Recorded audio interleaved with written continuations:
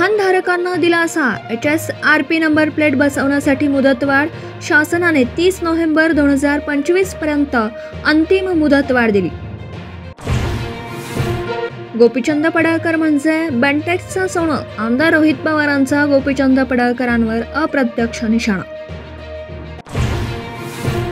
विशाल पाटील म्हणतात, लष्कराच्या भाकऱ्या प्रत्येक वेळी आम्हीच का भाजायच्या? शक्तीपीठ आंदोलनावरून विशाल पाटलांनी जिल्ह्यातील लोकप्रतिनिधींना सुनावलं।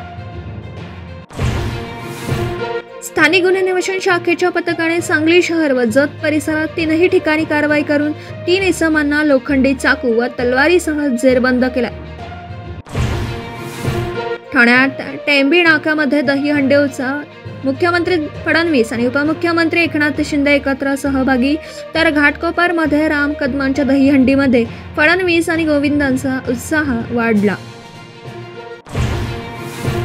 ठाण्यात कोकण नगर आणि जय जवान गोविंद पथकाकडून 10 तारांचा विक्रम। मंत्री प्रताप सरनाईकांच्या संस्कृती दहीहंडीने वेधलं लक्ष। दहीहंडीत उत्सवात गौतमी पाटील, राधा पाटील, अंकिता पुणेकर, 7 जलवा अख्खे तरुणाई थिरकली।